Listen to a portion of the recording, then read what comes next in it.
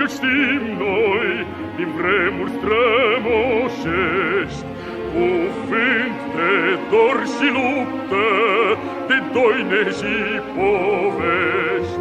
Dar dacă astăzi pacea e lege și scut, e pentru că pe lume partidul s-a născut.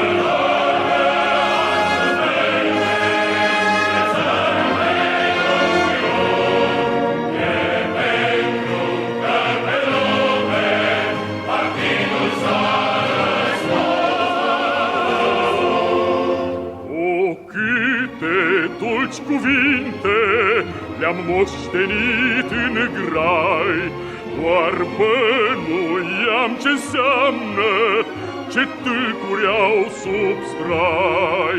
Dar dacă astăzi tâlcul de plin l-am priceput, e pentru că pe lume partidul s-a născut.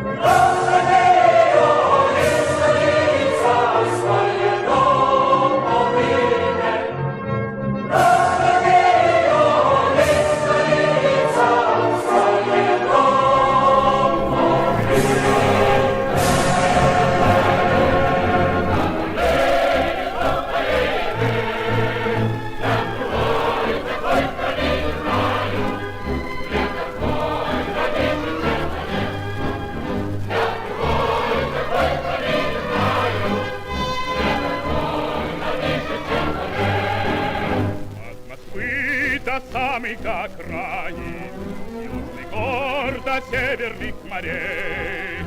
Человек проходит, как хозяин необъятной родины своей. Тут жизнь невольна и широка, точно Волга полная течет. Молодым везде у нас дорога, старикам везде у нас почет.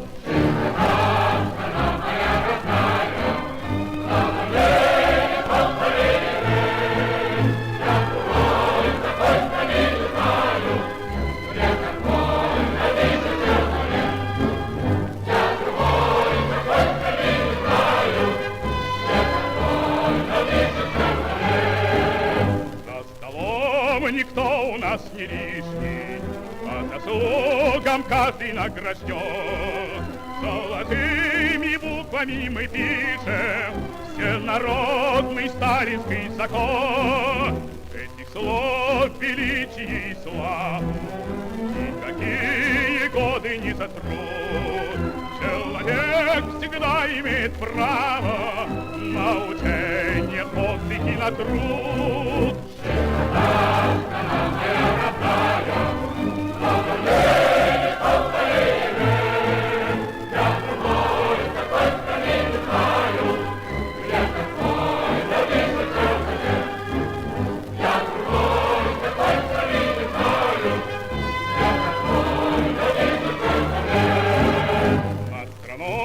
Весенний ветер веет, каждым днем все радостнее жить.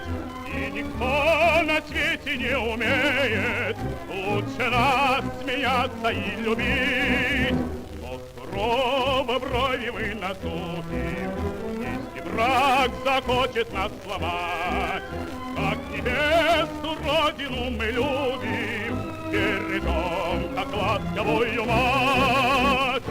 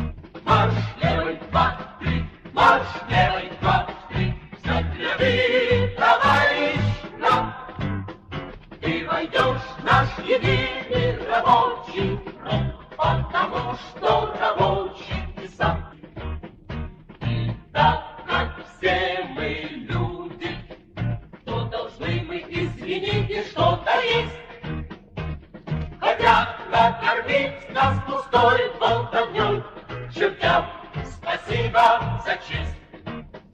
Марш левый, 2, 3, марш левый, 2, 3, встать ряды, товарищ, нам. Ты войдешь в наш единый рабочий фронт, потому что рабочий ты сам. И так как ты рабочий, то не жди, что нам поможет другой. Себе мы свободу добудем вдвоем, своей рабочей рукой. Марш левый, 2, 3, марш левый, 2, 3, встать ряды, товарищ, нам. Ты войдешь в наш единый рабочий фронт, потому что рабочий ты сам.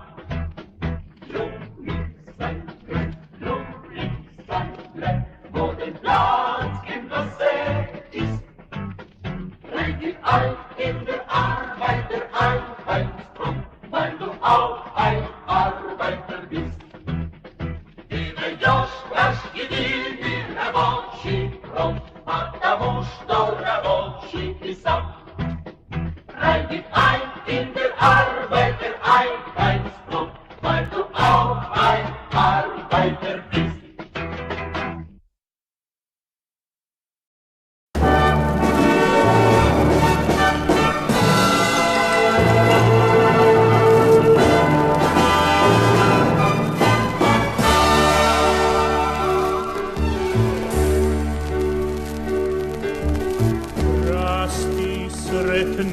Pod słońcem rasti u jaslama wiecin, rasti i cvietaj zemljoradnih ljudi i neka mir nad tvojim ljudima vlada, mir tvojim lađama napučini i tvome danu što se vedar budi. Rasti sretna da svi narodi vide, sa strana svih, sa juga i sjevera, kako se rađa i kako se voli, kako se brani zemlja proletera. Pod zvijezdom slobode, pod rukom partije i pod srcem Tita. Rasti cvjetaj pod zvijezdom slobode, pod rukom partije i pod srcem Tita.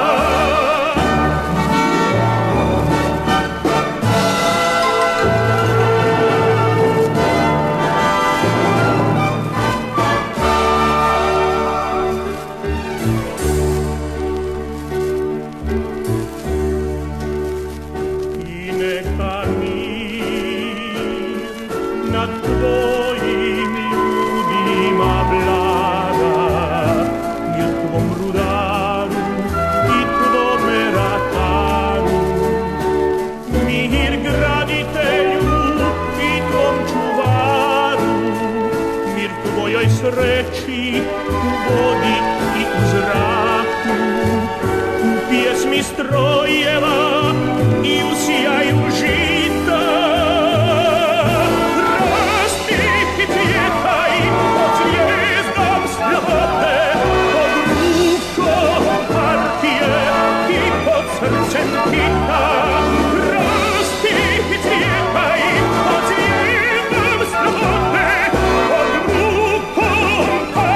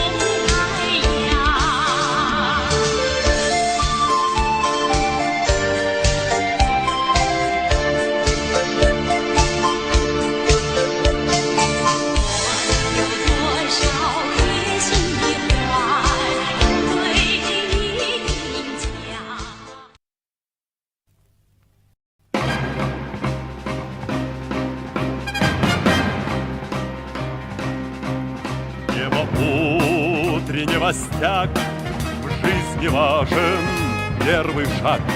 Слышишь, веют над страною ветры яростных атак. И вновь продолжает собой, и сердцу тревожно в груди. И Ленин такой молодой, и юный октябрь впереди. И Ленин такой молодой, и юный октябрь впереди. Весть летит во все концы, вы поверьте нам, отцы. Будут новые победы, станут новые бойцы.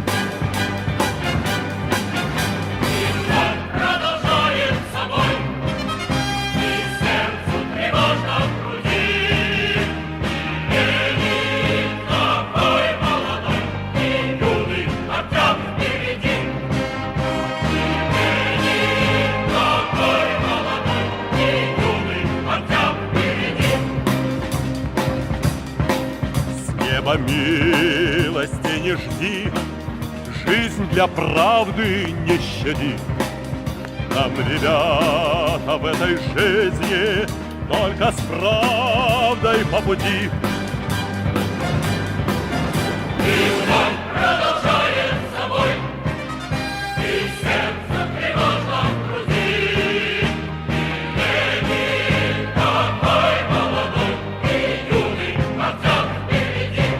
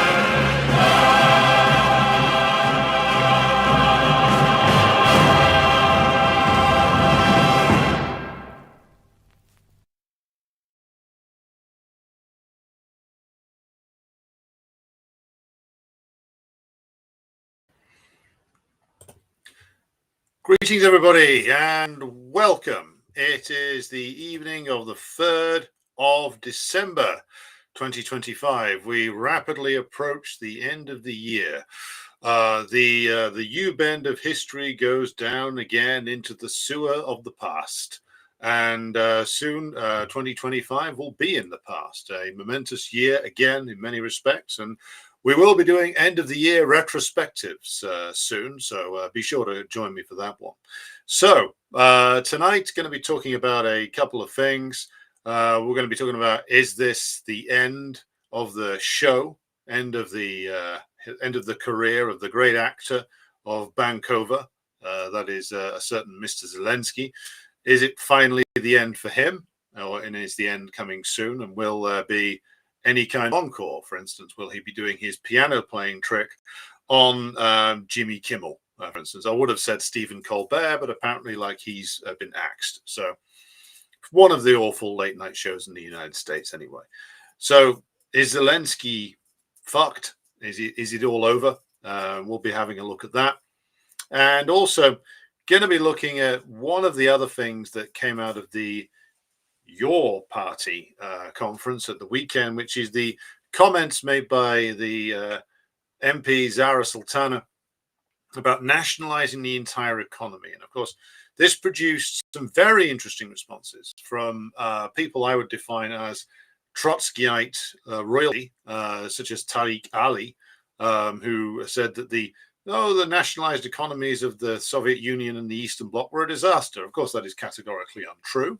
We'll be looking at that a little bit later on and asking what nationalize the economy could actually mean in practice, because that is something which is worth discussing, and it's something that we should certainly advocate for, but we have to be able to define what we mean by it and how it would come about, or roughly speaking, how it would come about. So we're going to be talking about that later. Going to be taking some comments and questions as well. So be sure to have those fingers on the buttons ready to go. So first thing on the agenda, the lucky Irish have had a visit from a certain Ukrainian comedian this week, who apparently is doing everything possible to avoid going home. Maybe he's had a particularly bad row with his missus, and he is hanging out in Ireland for Steve Witkoff and Jared the Pallid Duke Kushner to come and visit him. Now, whilst in Ireland, he picks up a commitment for 125 million euros from the Irish government. Incidentally, the Irish government being rather generous there, considering that the Ireland faces a significant housing crisis. But then again, the political pygmies that run the Irish Republic will do just about anything that the NATO bloc masters in Washington and London ask them to do these days. So why should we be surprised that that they put on a grotesque display welcoming the fraudster of Kiev, or the cocaine clown of Kiev, as he has previously been known. But why are we saying that Zelensky might be for the chop now? Well, it's looking as if there is two fatal things for Zelensky going on at the same time. One, which is that the on the battlefield in Ukraine is getting increasingly bad. And this has been the case for quite some time, but you have Russian advances in three major areas now. You have Russian advances down in the Zaporozhye area. You have the preparations in place, maneuvering being done by Russian forces in around Kherson as well, including the occupation of a strategically important island in the middle of the river near Kherson city. Further up the battlefront, you have the moves into Pokrovsk and Mirnograd and other areas that are in the top of Donbass. Then you also have moves by the Russians into the Kharkov region as well. So across the front line, the Russians are advancing. And the situation with regard to manpower for Ukraine becomes increasingly desperate. Hence why, as we covered on the Decline and Fall show recently, they're now advertising for mercenary fighters in the Philippines. But given the fate of many of the Colombians, Brazilians, and others who flocked to the Ukrainian banner, the banner being a dollar sign, whether they'll have many recruits from the Philippines is an interesting question. Maybe there'll be enough desperate men willing to take a chance on $5,000 a month and hope that they don't get blown up too quickly by the Russians, and also hope that whichever dodgy bastard is running this scam from the American side doesn't just pocket the cash. I hear Eric Prince is an advisor to Donald Trump now, so maybe he's involved in this somewhere, but I don't know for sure. However, with the situation on the front lines being terrible for the NATO/Ukrainian side, and the situation inside Ukraine becoming increasingly unstable as well, Zelensky has had problems, politically speaking, in Ukraine for quite some time. He's never been particularly popular inside Ukrainian governing circles. There has always been a lot of people inside the ruling circles of Kiev who have a grudge against him, or feel like that he should be, that he is no good, that he's selling them out, that he's incompetent, that he can't prosecute the war properly, that he's a clown.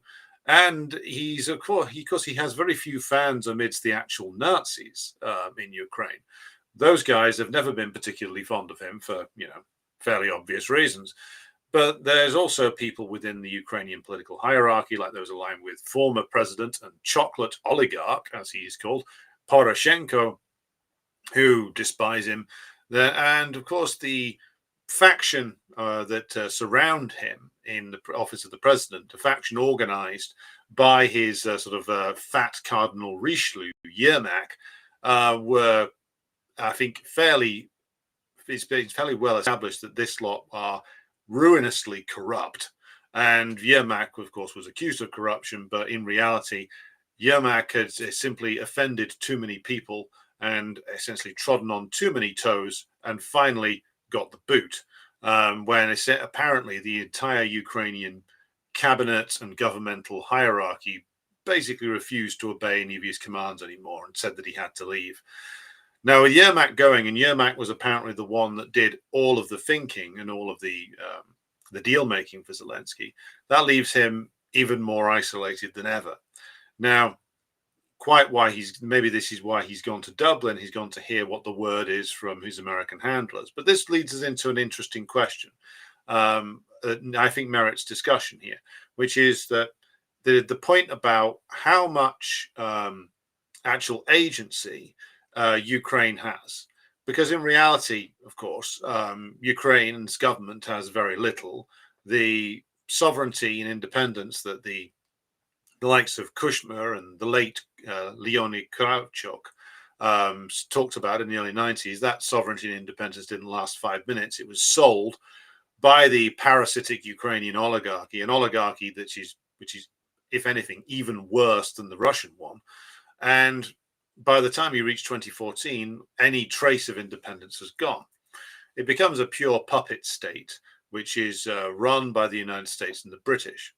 But does beg the question: if there was so much, there was so much poison being generated by Zelensky inside the Ukrainian political elite, even as far back as a couple of years ago, there were stories about how unstable he was, how the popularity that had been created for him was largely synthetic. It had been created by Western PR agencies. So the question remains, how much agency does someone like Zelensky actually have? So, for instance, these negotiations which the Russians are now engaged with, engaging with the US over, what purpose did it serve for the United States to be talking to Ukrainian delegations, both in the United States and in West Asia as well, in the Gulf states?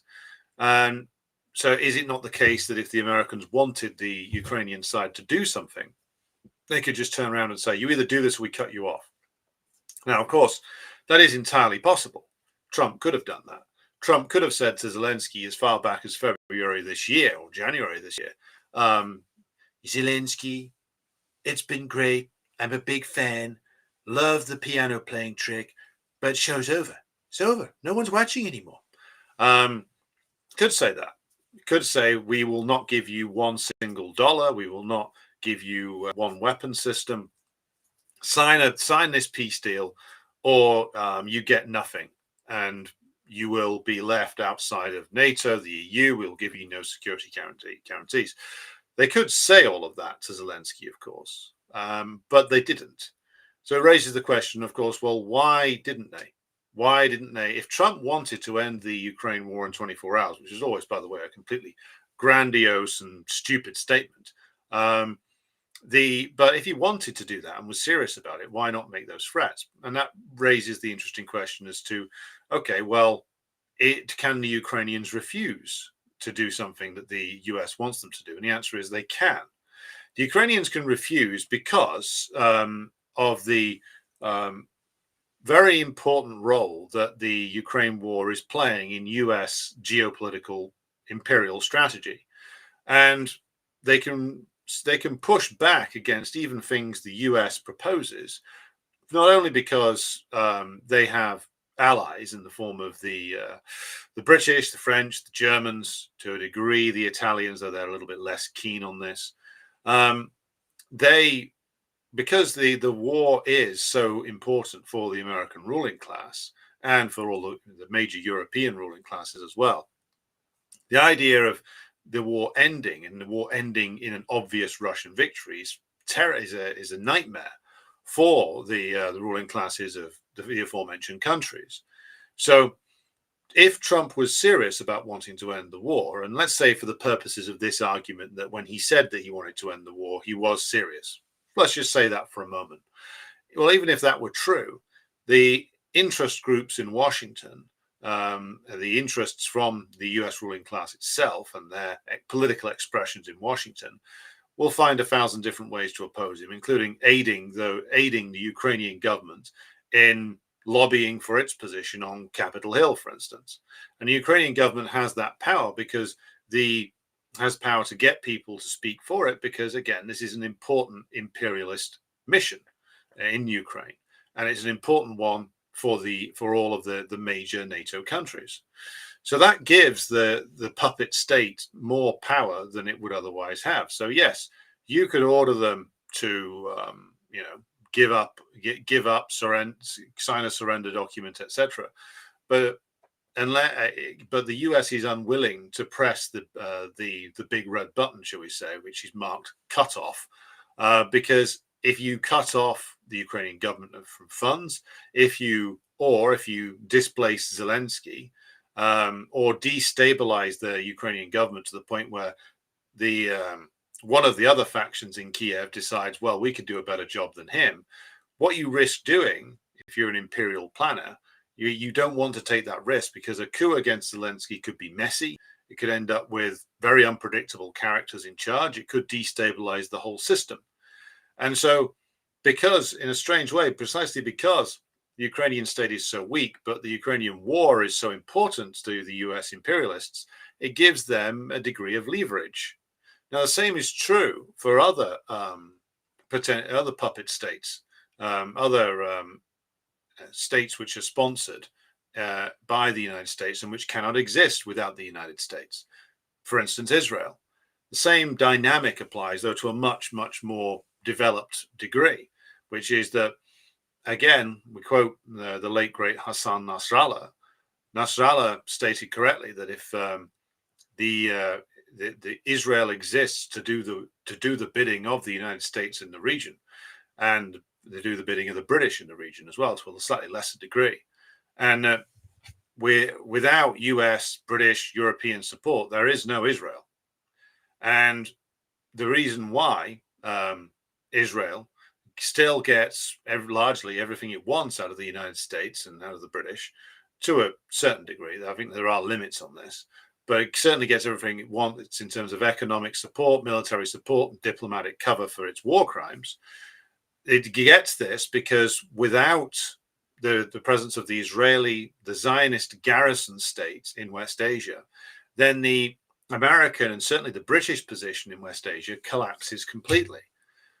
It is vital that the Zionist regime is preserved to advance the interests of American imperialism, because without the influence of the Zionist regime, then many of the countries inside West Asia would be in a much more developed state, economically speaking, and would be, I think, pushing towards some kind of Arab or Greater Arab Federation by now. The aggression of the Israeli settler colony against the Arab states, the successful aggressions that have been waged by the Israelis, are crucial for US imperialism, because it holds up the process of Arab integration. So, again, Israel, crucial state. The Israeli political establishment do understand that. None understand it better than Netanyahu. So even when the Americans would ideally want them to do something or want them to act in a certain way, they can resist doing that, because no American president at this stage, with Israel looking unstable and looking hold below the waterline, to be honest, no American president is going to take the risk of publicly upbraiding the prime minister or ordering them to stand down. Biden wouldn't take that risk. Trump wouldn't either. The things that Trump has done with regard to the war with Iran and ending that, and then bringing forward this ridiculous ceasefire, both of those things were done to avoid the grim necessity of recognizing an Israeli defeat, certainly in the Iran war, and certainly an Israeli, shall we say, non-win in the case of the Gaza war. So this enables the prime ministers of Israel, again, Netanyahu being the foremost amongst them, to drive a hard bargain with the United States when necessary. Not that there's much disagreement between them most of the time, but when there is, they can drive a hard bargain. So this is when you get this apparently paradoxical relationship going on that leads many people to be baffled by both the relationship the US has with Ukraine and the relationship the US has with Israel. Why is the US doing the bidding of Zelensky? Why is the US doing the bidding of Netanyahu? Well, in reality, the US is acting in the interest of its own ruling class by aligning itself with these regimes and backing them up and financing them. And this gives the heads of those regimes license to push back on certain things, and for the US to have to take it seriously because they want to keep these regimes stable. This is the nature of trying to manage these relationships with these client states. You don't just simply come out into the open and give your clients an order. Now, Trump might do that at a certain point, but it's generally thought to be ill-advised if you've got a client state that's performing largely as you want it to, though not winning as hard as they would like. He's very ill-advised to come out and destabilize the political leadership of that country by making negative public statements about it. Too many negative public statements from the American president about Zelensky, especially if an American president basically came out and says, we no longer have confidence in him and we will not help him. Well, that's him fucked. This, again, sometimes it's the very weakness and fragility of a US client regime, which actually gives its leader a little bit of negotiating power with its sponsor. Much more true of Israel. And Israel, of course, has a much more developed political lobbying operation in the United States than Ukraine does. But the same lessons can be applied to both. Taiwan as well, though, of course, Taiwan is a much politically, it seems to be a much weaker than the other two puppets because it's not as important as them at the moment. It will become more important as time goes on. So Zelensky waits for orders, but what is actually going on with regard to the negotiations between Witkoff, the pallid Duke Jared Kushner, and Putin? Putin, Ushakov, and Dmitriev in Moscow. Now, what has actually gone on is that that Kushner and Witkoff went over there, and again, like this is a sort of talk directly with Putin, not with Lavrov, the foreign minister.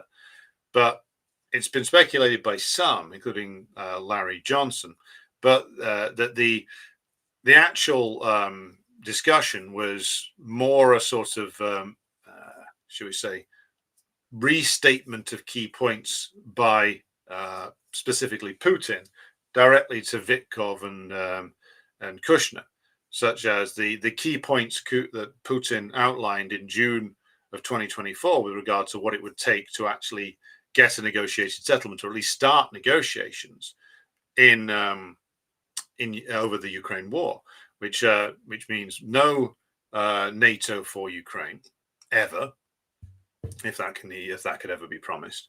The restoration of Russian language rights and the rights of the Russian Orthodox Church, the suppression of the fascist groups in Ukraine, and ultimately certain changes in the constitution and the laws of Ukraine with regard to Russian language and culture. And of course, the problem with all of that is that if that was agreed to by Zelensky would essentially be hanging himself, because if you agree to all of those things, then that basically means that the armed basis, the basis of the Maidan regime, the post-2014 regime, would be destroyed. Because if you ban the fascist organizations, well, that's the core elements in your army gone. If you say that Ukraine can't have an army that stretches beyond, I believe the original Russian proposal was 200,000. Again, that destabilizes the whole regime in Ukraine. And also it removes the usage, the utility that Ukraine has for the West. So the other areas of discussion apparently that was on the table today just the other day when Putin met with Vitkov was potential ceasefire and de facto border recognition over the current borders plus Ukrainian concession of the rest of Donbass to Russia. The security guarantees for Ukraine were apparently discussed, and along with steps for implementation, including restrictions on Ukrainian military capabilities. So the security guarantees part is interesting because this leads us back to something Macron has been squawking about how French troops are ready to go. Apparently, French troops are in training to go and do something in Ukraine. Now, I've said it before, and I will keep on reiterating this. The French will only deploy, and the British will only deploy to Ukraine with, at the very least, Russian tacit agreement, which they won't get.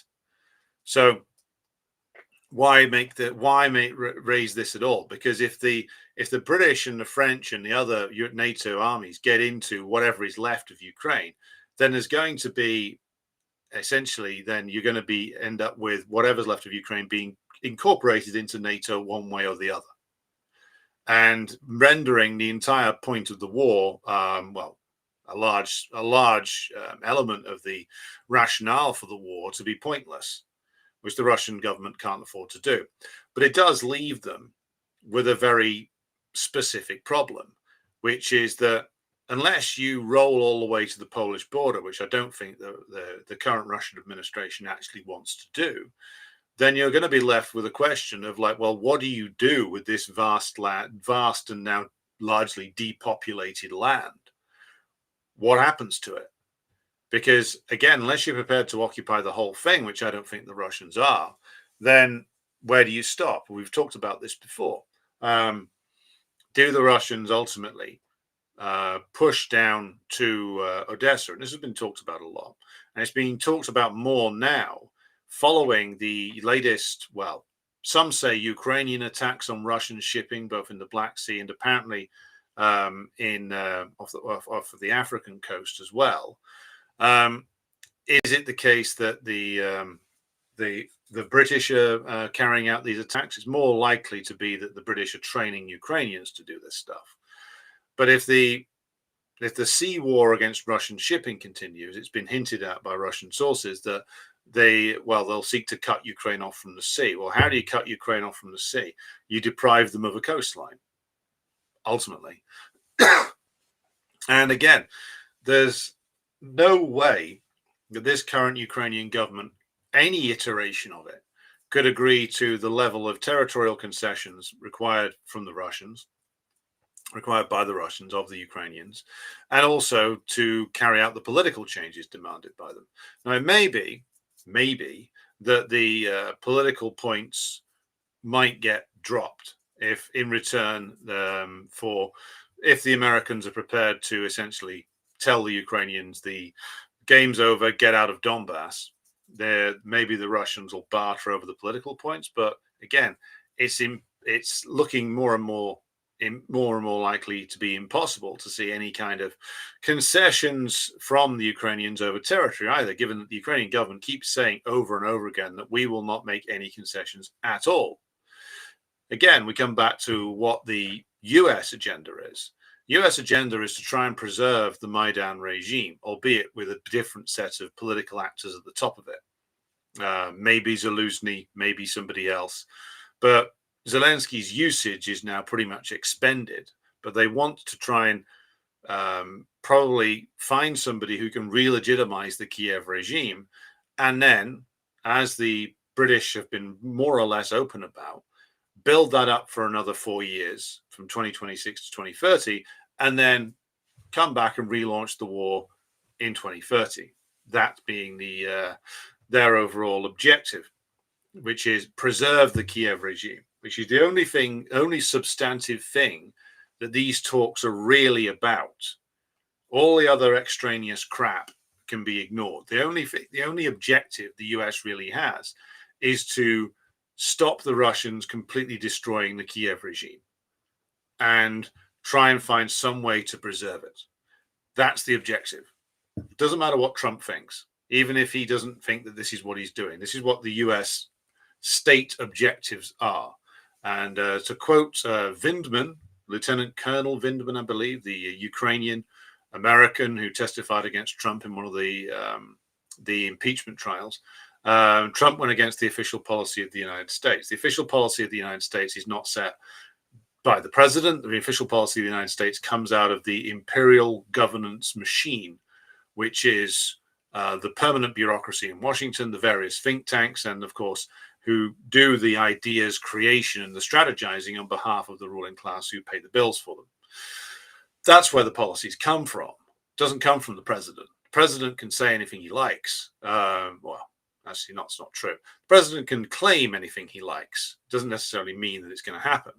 And the objective requirements of the US imperialists are for their pet project in Kiev to be preserved for usage at a later date. So any deal that the Americans are offering is going to be a deal which, if it successfully preserves the Kiev regime, can only be regarded as being in place for maximum 4 years. If the Germans, the French, and the British manage to get their military production upscaled and manage to get a new army trained, then the Russians will be facing a renewal of this war in 4 years' time. That's the reality. That's the reality of this agreement, if it is signed, is that it's as worthless as any of the Minsk treaties. It's as worthless as any other thing that the US imperialists sign. You cannot trust any agreement that they commit themselves to, because again, the objective requirements of US imperialism are for the destruction of the Russian government and the imposition of a puppet regime. Apparently, they've got some kind of puppet regime ready to go. There is actually a Russian president in exile. So the World Forum is putting forward now a Russian exile as president, who's spent most of his life outside of Russia. So not exactly a surprise, but they do have a Russian government in exile. They do have people who are ready to step in and be the next Yeltsin. So this has to be, of course, aware of. The Russian government has to, of course, be aware of this. But the requirements of US imperialism, of course, do not change. They still require the destruction of the Russian system and the looting and the asset stripping of Russia. And therefore, any agreement is just giving them time to rebuild themselves as they hope, and then have another go at this in a few years. All of the British planning documents, by the way, all talk about needing 5 years to retool the British military industrial complex and to get war material produced at a rate where they can sustain a war against an outsourced war against the Russians for longer, because they're still not planning to go and do the fighting themselves. The plan is to reconstitute Ukraine.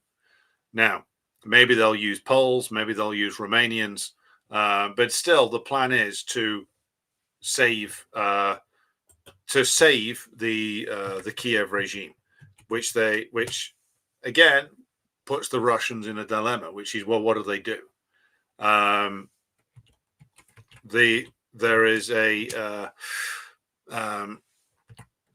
There is of course the speculation as to whether they where they will go in terms of the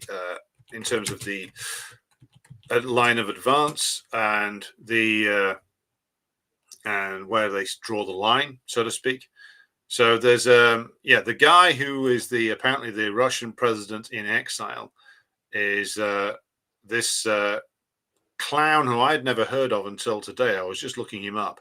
Vladimir Kara-Murza, who was apparently born in Britain and grew up in Britain. So there you go. So total, the likelihood is over all of this that any deal which is signed will be a shit one from the Russian point of view. So it's likely that this current version of the deal will not be signed. There will be a lot of people mobilized in Washington, D.C. to stop any concession to the Russians. The Russian position domestically is that, as I believe John Helmer noted recently in a blog post on Dances with Bears, the Russian position is that is a solid one in terms of not needing to make concessions to the West because their economy is at least stable. They are vastly outproducing the West in terms of war material. They have 10 times fewer casualties than the Ukrainian side and a much larger population to draw from. So they can continue the war. The Ukrainian side cannot. The only question for the Russians is, well, how do they end it? My guess, and I've said this before, is that they will have to take Kiev to actually end it.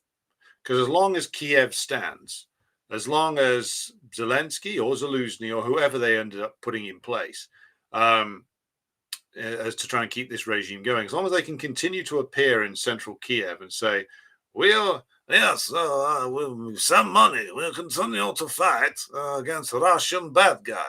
As long as they can do that, and as long as they can keep saying Ukraine stands, then the money keeps coming in albeit at a much slower rate than was previously imagined, than was previously enacted, and the war continues. So the way in which this will probably go is that they ultimately have to take Kiev itself and ultimately have to basically destroy the Ukrainian state. Because again, as long as the corpse can still be propped on a horse, the Washington and London and Parisian backers of the Ukrainian state will continue to try and keep this thing going. So eventually, the Russians will have to make a clear decision. Maybe one's been made already. We don't know. But what we'll find is that if there's any talk of like more concessions to the Russians by the Trump administration, and I don't really think that there will be, you'll find that the Ukraine lobby will be mobilized inside Washington and inside London to push for the denunciation of any potential concession with regard to Ukrainian land. Ironically, by doing that, the only thing that the US would be doing if they don't make the concessions the Russians require is essentially guaranteeing that the Ukrainian state in its current form will go out of existence. And what will be left is a landlocked rump state that will, in all likelihood over time, get dismembered by Hungary and Poland, is my guess. So I will scroll up to the top and now take some comments before moving on to the next item on our agenda. Thanks everybody for tuning in. We are live on YouTube and on Rumble and on Twitch and on X, of course. Good to have you all with us. By the way, we're going to be starting doing a regular live stream end of the weekend show at 7 p.m. every Sunday going forward. So be sure to join us for that one. Now, let's get some greetings going.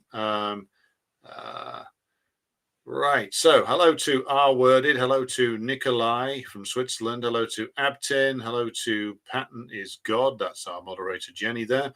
Hello to Jerry, Mo Tanks, Potted Rodent, Anthony from Prague, Speedy Bozo from Northern Perfidious Albion, Nikki from Athens, Sid Hatfield in Cincinnati, Finnish Leica, funnily enough, from Finland, Victor, Cooper Ward from Nebraska, USA. Nicole M92 says, good evening from Ireland. Zelensky just visited us and left with 125 million euros. Well, there you go. I mean, does that even last a month in terms of the coke bill for Zelensky and his entourage? Who knows? However, the fact the Irish government handed over even that amount of money should be cause for the Irish population to want to string the Irish political class up by their ball sacks from a lamppost, given the problems facing the Irish working class. Right. We've also got Chandler and Ogas and Molotov 1922. Robert Seaborn, who's liking the AI pictures. Yes, more AI art coming your way, including, I've been experimenting with it this week and putting up stuff like Lenin and Stalin fighting NATO zombies. You'd be surprised how many people like that kind of stuff. Jawed, hello to you. Anthony says, it's nauseating how the Irish government is pro-Palestine to the hilt, but puts the knife in on Russia. Well, shows you where the dividing lines lie for Europe, especially. Like in the United States, it's more permissible to criticize the Ukraine war than it is to criticize the Israel war or the war on Gaza, because of the relative importance of both. It is, broadly speaking, considered more important in US political circles to retain their position in West Asia than it is to retain their position against the Russians. That's the West Asian position is more important to preserve if they had to choose. And there's more of a dispute about the Ukraine war, and always has been. Plus, there's a lot of bickering over the management of the Ukraine contract, shall we say, given that's mostly been done by Democrats. So therefore, Republicans are happy to lay into them from time to time. Not that it means much. There's only really sort of Marjorie Taylor Greene, who's now resigned, and Massey, who seriously dissented. But there was more verbal dissent over Ukraine. In Europe, it's the other way around. In Europe, in all of Europe, in the West and the East, it's much more permissible to criticize the Israeli regime than it is to criticize the Ukraine war. It's like on the Ukraine war, as I've said before, it's worth repeating, everybody was in complete lockstep, including, by the way, Zara Sultana and Jeremy Corbyn. They mumbled some sort of pacifist objection, Zara Sultana did. Then Keir Starmer, when she was a Labour MP, told everybody who signed a sort of pacifist letter calling for peace in Ukraine to shut the fuck up. And they all dutifully shut the fuck up. Because that shows, again, this is the priorities for British imperialism are much more to do with are much more urgent when it comes to defeating and destroying Russia than it is to do with the Israel question. The Israel question, even though they carried out a good deal of repression of people over the Israel question, it's easier to take a public position uttering some criticism of Israel, even if it's sort of watery pacifist stuff, than it is to seriously go out there and advocate for the truth with regard to Ukraine. Ireland's wretched political class reflects this, which is that they'll go all in on backing the South African coast of backing the South African case against the Israeli regime, but when it comes to Ukraine, it's like all hands to the pump, back the imperial position, back the imperial proxy. And again, it just shows that for Europe, especially all the European powers, the need to defeat and destroy Russia is absolutely paramount and absolutely urgent. The Irish political class are as pathetic pygmies and just generally follow along with whatever the British or the Americans tell them to do. So yeah, but I hope that someone in Ireland is at least making a fuss over the fact that the Irish government essentially aligns itself with NATO completely now, and that the Irish neutrality is fundamentally compromised. Hello to Iron Athlete Marks Down, Davy in North Wales. Hello to Beatrice 30. Why I Ain't Cool. TG Wilson. Who else we got here? Richard Madden says, hoping you do the next Collapse of the West video within the next few weeks, Alex. Probably so. Been looking at the scheduling. So yeah, further announcements on scheduling to follow. I need to do some thinking about what the streams consist of. So I'll be getting back to you on that.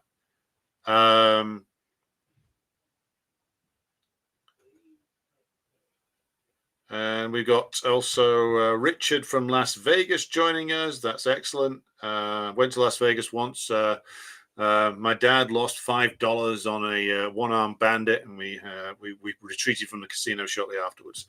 Hello to Alan in Georgia. That's Georgia, the U.S. state. Alan says, I can't believe Trump just came out and said, yeah, we're here to take your shit.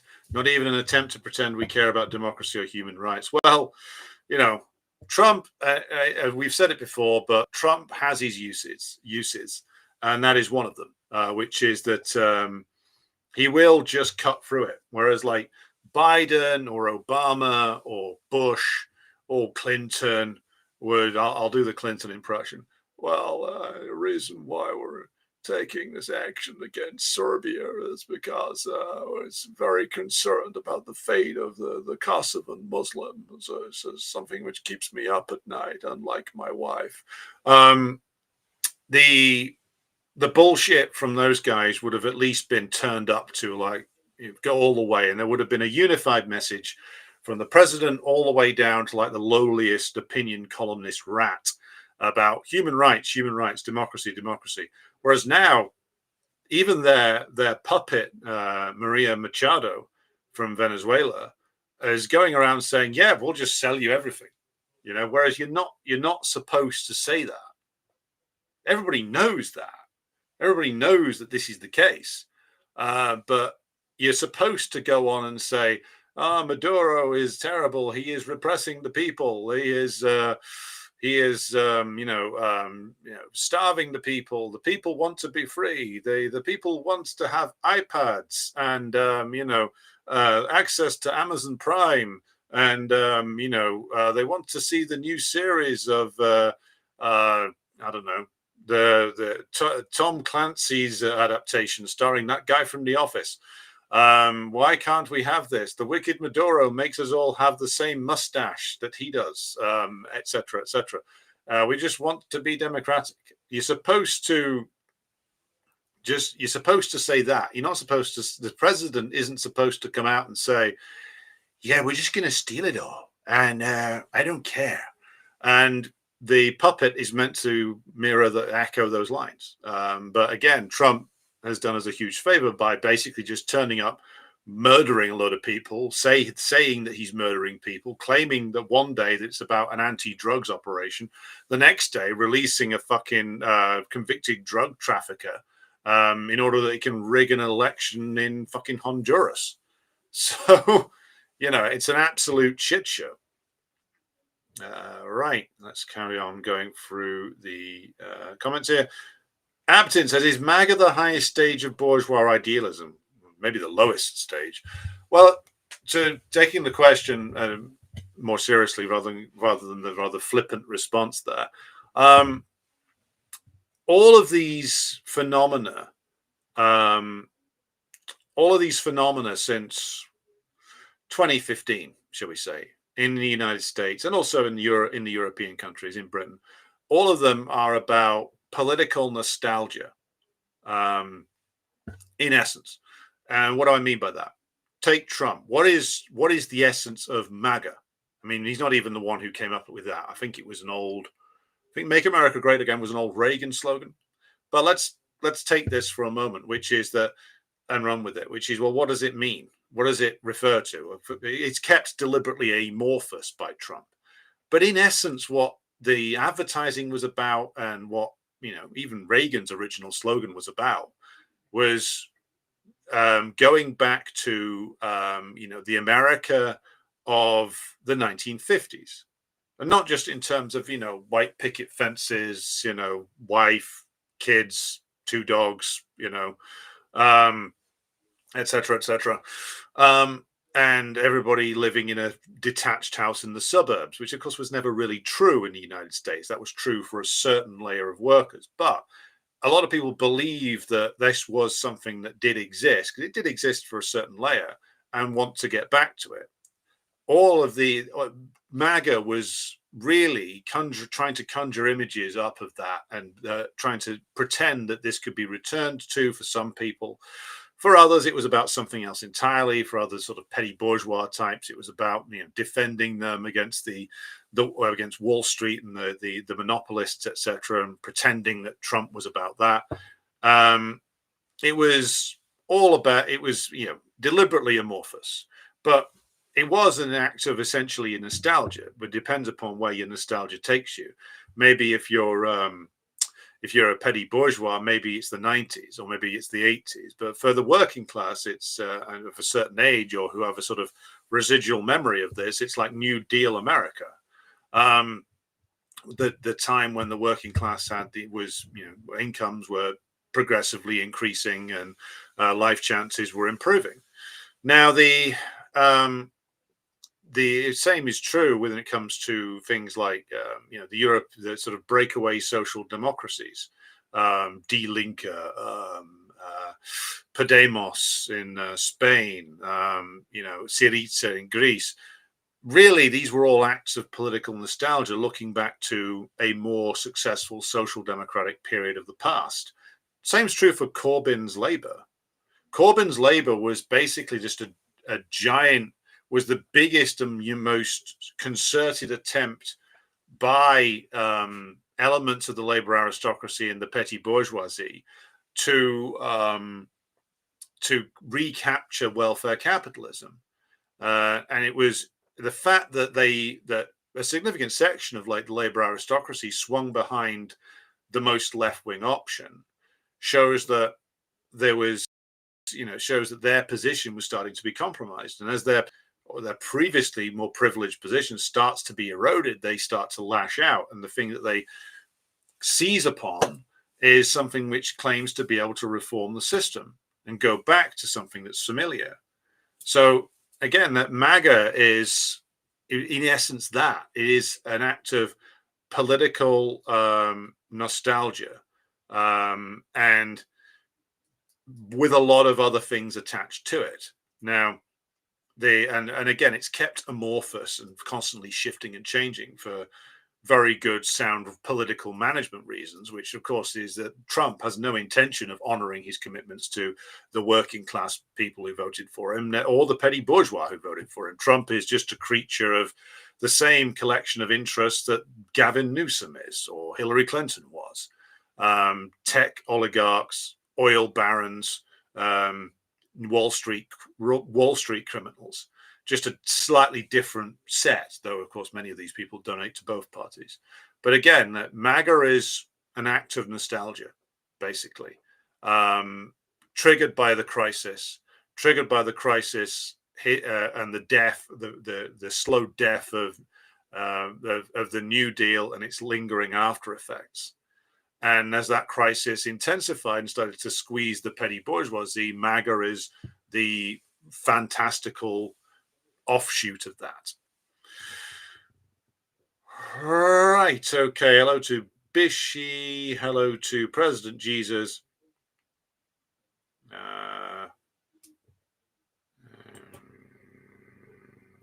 Just trawling through some stuff here.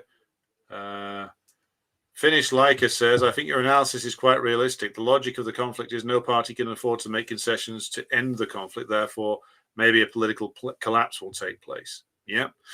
Alan says, Trump is like a dumber version of Nixon. Yes, indeed. Nixon was a relatively smart political operator. That's why the CIA disposed of him in the end. Nixon's mistake was thinking that he actually could do some ruling himself, which is something that no permanent bureaucracy wants to see a president wants to see a president do. Right. Okay. Why Ain't Cool says one of Kara Mirza's uncles was a regular defender of the USSR and communism, an academic of sorts. He was critical of a lot of local artists who mocked the state but consistently made a good living from it. Yeah, the worst scum in the entire USSR with the fucking intellectuals who would never have got anywhere in the West at all. In fact, had their livelihoods cut off once the state that they proclaimed they hated so much collapsed. It turns out their incomes went with it. Shed no tears for them. But that's an interesting angle there.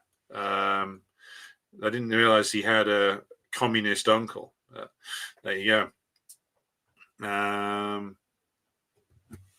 Jerry asked, the Kiev regime has to remain located in Kiev rather than another city to achieve that aim. Well, I would say it's conceivable that there is in the end a tacit agreement to leave the west of Ukraine governed from Lvov. The Kiev regime becomes the Lvov regime. Remember, it's only us and the Russians who refer to it as the Kiev regime. The Americans will say the legitimate government of Ukraine is located in Lvov. And there'll be a line drawn down the roughly speaking, like the narrowest part of Ukraine where the western part of Ukraine ends. And you'll end up with this sort of Bandera stan in the west, occupied essentially by various different like Western armies that will sit there and wave their guns at the Russians for the next few years. That's a conceivable endpoint, but but that will have to be some kind of agreement reached by the US and the Russians to essentially establish a line of control, and then the US and their allies grab the west of Ukraine and claim victory. Russia grabs like 2/3 of Ukraine, the Russian areas and the Russian-speaking areas. The Bandera land basically gets left to become sort of NATO Banderistan. Would be a possible outcome. And there would be no signed agreement. There would just be sort of tacit agreements, unspoken agreements over the fact that the line will be drawn there, and then it will be fortified, and then we'll have basically a sort of face-off. Hello to won't. Okay, I'm not going to. Won't. Cuck. Okay, 007 says I'm from Bangladesh. Well, good to have you with us. Bishi says I'm a great admirer of Maduro's presidential tracksuit. Yes, every president should go out jogging in a tracksuit on a regular basis. It's something that I'm convinced of. Apparently, Thomas Sankara used to lead his cabinet jogging through the Birkinabe streets to make sure that everybody could see that they weren't getting fat in office. I fully support this. Right. Okay. People enjoying the Clinton impression. Yes, I am in Scotland, as can be indicated by the half and half flag above my shoulder there. Right. People like the Clinton impression. Good stuff. Edward says, what is the role of the Reformation in the rise of the bourgeoisie? I'm always confused because the Reformation because the bourgeoisie didn't exist yet. Well, it did in a proto form. In places like England, as was, and Scotland as well, there was like a proto-bourgeois in terms of by the time you reach into the 15th century, the English aristocracy, let's talk about England first, had been weakened by many, many years of civil war, dynastic civil wars. At the same time, there had been an evolution of the mode of production. Like there was more artisanal industrial production in like places like London. There was more mining being done. There was more like industry developing in England. This is even before the time of Henry VIII. This is in the reign of Henry VII. There was certain land reforms were carried out that weakened the aristocracy and strengthened the absolute monarchy here. And there was, by the time we got the split with Rome, facilitated by Henry VIII, needing a divorce, of course, there was a proto-bourgeois in place in this country, which is where the demands for a split from Rome were coming from. The Protestant radicals in Scotland and England were people who tended to come from like the lower merchant class, who weren't aristocracy. These were like traders, small-scale manufacturers, bankers, merchants, etc. That's who tended to be the religious radicals. So the same is true for the German states, and anywhere where a Reformation broke out against the Catholic Church, it was as much against the privileges of the old feudal aristocracy as it was against the church. So the Reformation is the beginning of the emergence of the bourgeoisie as a coherent political force, basically. And it's dressed up in religious language, but if you look at what the demands of the Reformation were about, in English terms, it's quite curious, because what I would argue the English monarchy becomes between the time of Henry VIII and Charles I, certainly all the way from the bulk of Henry VIII's reign, certainly through the reign of his daughter Elizabeth, and then into James I's time, you got a massive concentration of power around the crown, because the feudal lords had essentially worn themselves out, bankrupted and ground themselves into the dust through years and years of dynastic conflict. At the same time, this proto-bourgeoisie grows up in London and other cities to actually get itself into a position where it can make demands. In the early days of that proto-bourgeoisie, the absolutist state is actually driving forward a pretty ruthless revolutionary program under Henry VIII and under Elizabeth I, where the power of the aristocracy is actually eroded more and more, and both secular and religious power are concentrated inside the office of the king. So the king and the queen, or the queen, the monarch, becomes the head. He's the head of the state and the head of the state religion. The Church of England is essentially nationalized Catholicism. So the absolutist state drives forward the bourgeois revolution in this country for a good few generations. Then you get a break when the bourgeoisie has developed to the point where the absolutist state was no longer useful for the bourgeoisie and was actually holding them back. And so the political coalitions change. So I will probably come back to this in the future, but certainly the Reformation should be seen as the starting point of the bourgeois revolutions in Europe, is my quick answer there.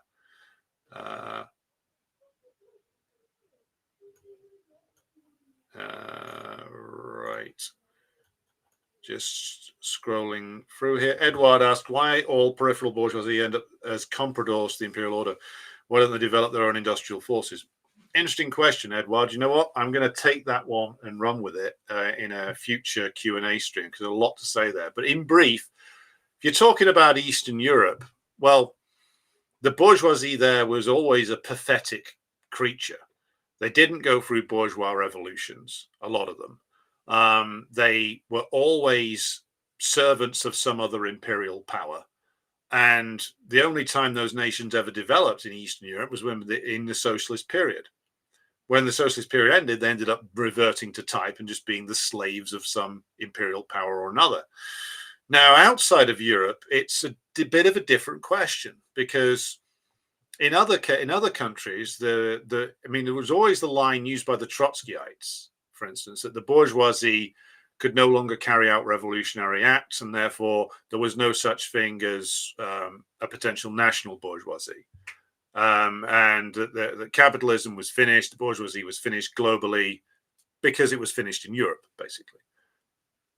So, but then you look at a place like, say, the Iranian Revolution, where you do have different bourgeois factions. You do have a national bourgeois faction and a comprador bourgeois faction. You have the Iranian Revolution, which was, again, powered by the actions of the Iranian proletariat, but which got really sort of driven into this strange hybrid regime, which the Islamic Republic is, which has got proletarian elements to it, petty bourgeois, radical elements to it, and also national bourgeois elements to it, making up this sort of coalition that supports the Islamic Republic. So Iran was a peripheral country ruled by a bunch of compradors for decades, but that ended up becoming an anti-imperialist country, which included a section of its bourgeoisie. So it's not always the case that they are just simple compradors. They are in Europe, though. In the east of Europe, no, I've not seen any chance. I don't see any chance of a sort of national bourgeoisie emerging. At least the Iranian bourgeoisie was had a tradition going back much longer of back into the pre-capitalist period of sort of Persian nationalism that was revolted by the subservient position of the Shah with regard to the US. The east of Europe, forget it. I mean, the ruling classes there have just been slaves to one empire or another for so many centuries. There's no tradition there to tap into. The only hope for any of them is that it has to be a coalition of forces which is led by the proletariat. No hope in the bourgeoisies of the east of Europe whatsoever. The only thing that they can do is be pushed out of the way. Laos 50th anniversary. Yes, Lao People's Democratic Republic, founded 50 years ago today. The only socialist country I've ever been to. So I was in Laos in 2007. Very interesting place. I would love to go back there. Interestingly, a member of the Duma KPR submitted a rather strange resolution of banning immigrants from carrying house knives in public. That sounds a bit weird. I don't know about that one.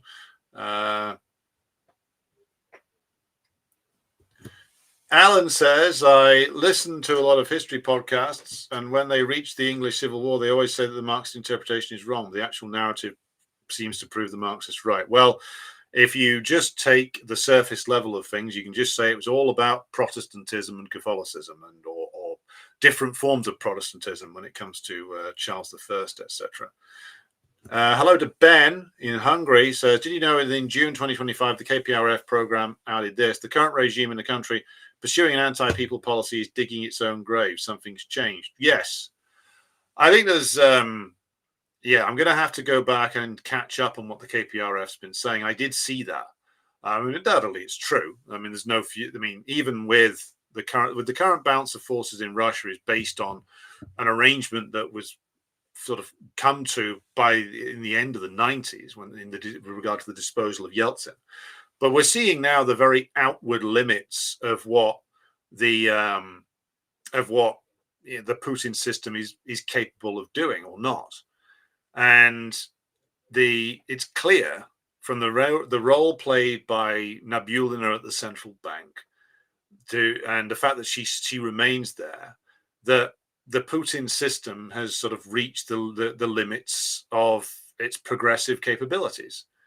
And to go further, to actually grow the Russian economy, you're only going to be able to do it via socialist methods, and you're only going to be able to do it by essentially stripping the assets off the oligarchs, stopping them squirreling cash away in offshore accounts, because that's the reason why, one of the reasons anyway, according to sources cited by John Helmer, who has been pretty reliable on this, that one of the reasons why the interest rate remains the way it is because that is what is favorable towards capital transfers out of the country, that level of interest rate. and the Russian central bank is run the way it is to favor the asset strippers. And maybe part of the reason why it is the way it is because essentially it's part of keeping that element of the bourgeoisie quiet while the war's on, is still enable them to loot the country. Again, Zyuganov and the KPRF leadership have made this point many, many times, that they support the war, but it's clear that the great bulk of the Russian bourgeoisie, for all the czarist revivalism they've been engaged in, simply do not. So it'd be interesting to see what happens here. It seems that the KPRF have picked up quite a lot of recruits from the men who fought in the special military operation and who will want to come home and see the very real ills that do plague the Russian working class actually resolved. We'll have to see. It's also one of the reasons why the Kremlin hierarchy very much fears making any kind of sellout deal, because they will be legitimately accused of doing that sellout by the major opposition party. So where the KPRF goes is going to be a very interesting one. So the other thing I wanted to show you, and I want to give you advance warning, this clip I'm about to play contains a severe dose of Owen Jones. I realize that for many people, Owen Jones is something which is a controlled substance and is something which people who are unaware of its effects should be very careful around.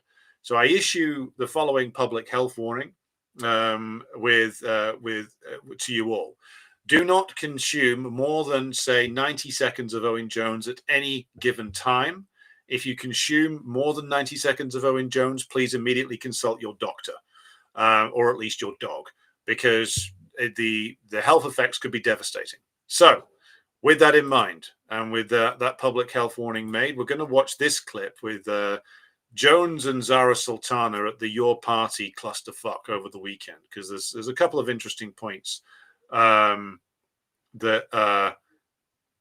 we're going to need to make about this.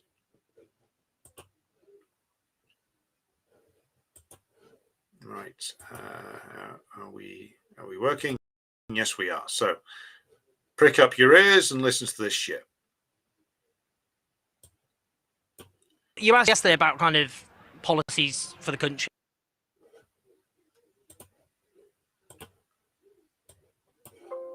And he said nationalise the entire economy. So just wondering, what does that look like? That looks like a socialist transformation of the country, where we nationalise utilities, we nationalise energy, we nationalise transport, we nationalise communications, including the internet, but we also have to broaden our horizons. But not the entire economy, though. So we have to have a socialist economy that includes workers running their workplaces through cooperatives, and public services run for profit, not need, with, workers and users on the boards of those organisations. Democratic ownership. And it means the entire economy run by workers, not the billionaires and the corporations that run it today. So I'm just interested, because Right, I'm gonna stop it there, because that's more than enough. You don't need to watch Owen twitch and gibber his way through the rest of that. But I wanted to play that because I think that that sums up like a certain problem, which is the problem isn't that Zara Sultana said we should nationalize the economy. The problem is that she didn't really seem to properly understand the way to put that across. And she missed out, of course, the most important aspects in the British economy. And the same would be true, by the way, in the US economy, which is the banking system. She talked about the utilities, the transport system. She correctly said that the internet should be a nationalized resource. That's true. And it should be about, working class rule, is what she was sort of stumbling towards there. But she missed out the banking system. Now, unless you do as Lenin suggests, which is that as Lenin analyzes, which is that the banks are at the center of all of these operations. The banks are the ones that drive the process of privatization and parasitism at home and imperialism abroad. The banks are the ones that own much of these the shares in these privatized industries. So the what you actually have to do is to nationalize the banking system. If you're serious about this, is what she should have begun with, which is you have to take the fact that all of the British banks took either bailouts or profited hugely from quantitative easing. These are parasites. They don't have an independent existence. Were it not for the perpetual guarantees extended to them by the British state. Same goes for the American banks, by the way. So if you're in the United States, you can apply this analysis to your own banking system. Without the guarantees provided by the state to the banking system, it would not exist. It couldn't exist. It would have collapsed completely. So start with that point if you want to talk about this. They say the banks have no real independent existence. They can't exist without perpetual state assistance. They are zombies. They should just be taken over and essentially all merged into one. The guarantees of the small depositors should, of course, be, the deposits of the small investors should be guaranteed. Nobody who has a bank account in any of these institutions should lose money from doing that. No ordinary person, anyway. But the banks should be taken over. All of their assets just rolled up into one national state bank. While you're at it, take over the leading insurance companies, pension funds, and hedge funds, if you can, inside the borders of your country. You could easily do that in the United States. Well, not easily, but it would be possible to do that and control. Then, if you took over like BlackRock and Vanguard and a few others, you'd end up controlling most of the food production and distribution system. So in Britain, in British terms, if you did that, then you took over the banking system, pension funds, insurance funds, hedge funds, you'd take over like a gigantic amount of the economic assets of the country. So it's the banking system is where you would have to start. Because if you do that, again, everything flows from that. If you don't do that, you're leaving major levers in the hands of the enemy. And my worry about all of this your party stuff is that people saw that and rightly got, invested in the idea of that. Of course, it flushed out the trots, and including like Tariq Ali, who said, "Oh no, it's terrible. We couldn't possibly be like the USSR." But the key here is the banking system. Like, start with that if you're serious about this. And by the way, I don't think she actually is. I think at the moment that Zara Sultana got any pushback from the ruling class, she'd run a mile. But again, start with the banking system and the major financial institutions. The demand should be take over all of them. And also, don't allow any company to exist that exists permanently on state largesse. So that again rules out a huge number of supposedly private companies that again cannot exist without continued state bailouts. Think about if you're in the United States, think about the tech sector. How much of the tech sector's supposed value basically comes from the provision of large-scale contracts by the US government or large-scale investment from the US government? It's quite a lot. That's the thing I wanted to say on that. I mean, we're going to talk more about that in future programs, but you can tell that it's not a seriously well thought out because she's not going to the center of the issue. The center of the issue in the system is the banks and the financialized companies. That's where you start, and you flow it from there. Okay. Ben says, no wonder the City of London has quite a privileged status in the UK, not separate, but own general, own police and own voting rules that include corporations. Indeed. Sid says, same goes for the private health insurance scavengers in the US. If it weren't for Medicare insuring the elderly, sick and dying, the whole system would collapse inside a month. Comrade Kai says, Owen is Jeremy's successor. He serves with such a great purpose in terms of distraction. Yes, indeed. Yes, and Speedy Bozo says, if Sultana really meant it, she wouldn't be bothering with your party. Indeed. So I'm going to draw things to a close for this evening. Thanks to all of you watching on the various different platforms today. Good to have you all with us. we will be back in the form of a Decline and Fall show tomorrow. It is the aforementioned Media Twats episode. So come for a review of British Media Twats. There has been a request submitted already for the for an American Media Twats episode, but that will probably have to come next month, I think, or next year, in fact.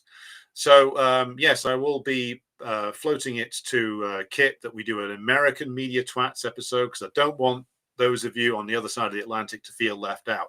You have plenty of media twats of your own, and it is unfair that those are left out of the condemnation. Right. Thank you all for tuning in tonight. Be sure to like and share this stream if you haven't done so already. Thanks to everybody who supports the show on Patreon and on Substack and Buy Me a Coffee. I'll be back with you again very soon. But until then, here's some moving images.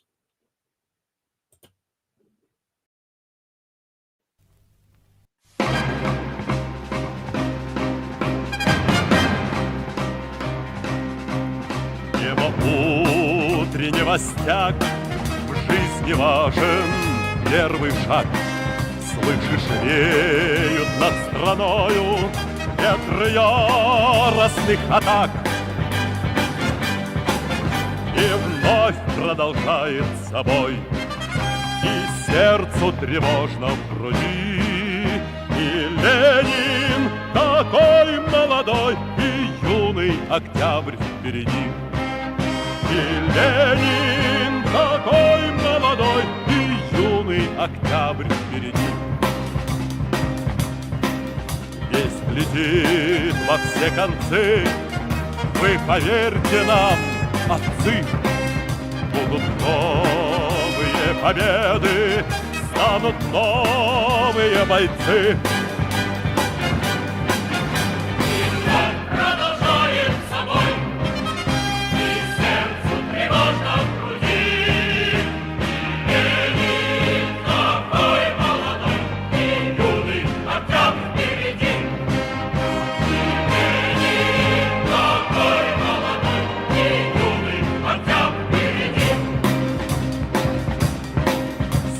Милости не жди, жизнь для правды не щади. Нам, ребята, в этой жизни только с правдой по пути. И